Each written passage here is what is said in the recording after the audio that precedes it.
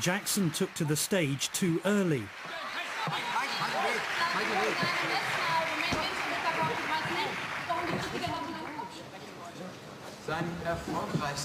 The confusion was excruciating for all of us. The first name check was not for him, but for the presenter of the award, Boris Becker.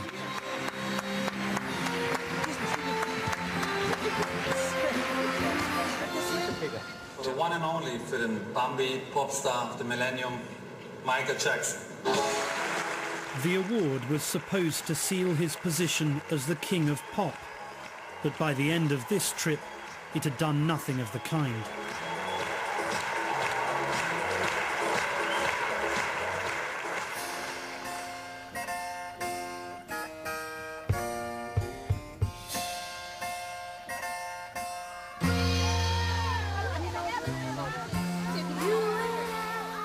In the time I'd known Michael Jackson, we'd touched on most aspects of his life, save for one, his relationship with children.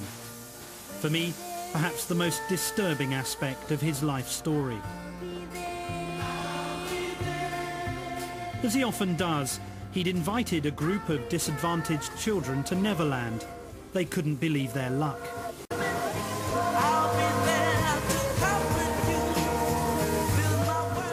This way, you're gonna see the game room is right there.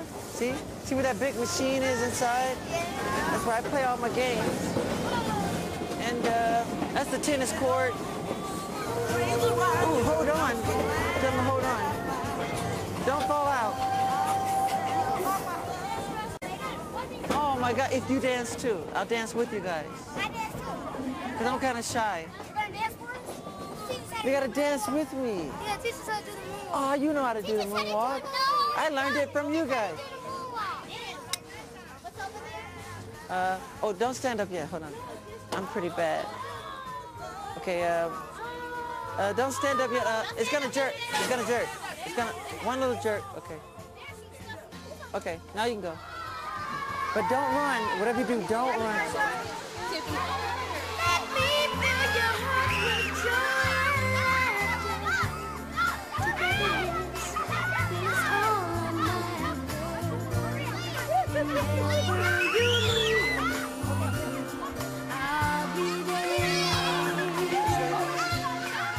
He was evidently enjoying the company of the children, and they liked being there too. How about a snow cone? What the children wanted, they got, and everything was free. And for a day, Jackson got to be one of them. Can I have one too?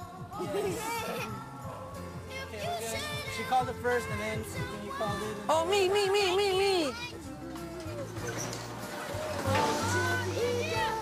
The problem was, I, like everyone, knew that 10 years ago, children were being invited to sleep over at Neverland. I'd assumed that now he'd be more cautious. But to my utter astonishment, I discovered that children were still sleeping over.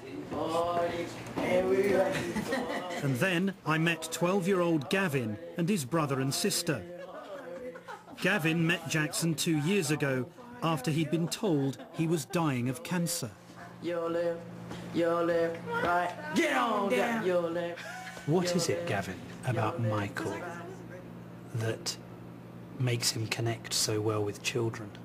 What is it? Because he's really a child at heart. He acts just like a child. He knows how a child is. He knows what a child thinks. See, because I think that you don't necessarily have to be a child just because society says 18 and up, you're adult. That doesn't really matter. You're an adult when you want to be one. Do you stay in the house? Does Michael let you enjoy the whole premises? There was one night I stood in there, I asked him if I could stay in the bedroom. And he let me stay in the bedroom. And I was like, Michael, you can sleep on the bed. And he was like, no, you sleep on the bed, sleep on the bed. We're like, no, you sleep on the bed. And then he finally said, okay, if you love me, you sleep on the bed. I was like, oh, man. And so I finally slept on the bed. But it was fun that night. I slept on the floor. Was it a sleeping bag? Nah, he packed the whole vest of blankets on the floor. What? But Michael, you know, you're a 44-year-old man now. What do you get out of this? What do you get out of this? He's 4. I love, I feel, see, I think what they get from me, I get from them. I've said it many times, my greatest inspiration comes from kids.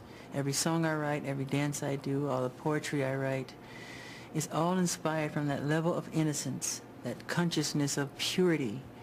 And children have that. I see God in the face of children. And man, I just love being around that all the time. Is that really appropriate for a man, a grown man, to be doing that? How do you respond to that? I feel sorry for them because that's judging someone who wants to really help people. Why can't you share your bed? The most loving thing to do is to share your bed with someone. You know? Really, you really think that? Yeah.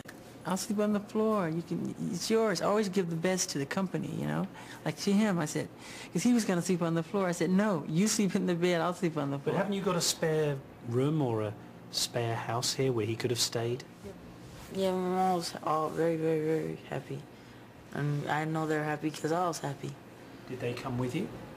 Yeah, most of the time, but I wasn't really with my parents. I was mainly with Michael. But they were happy that you were here? Yeah.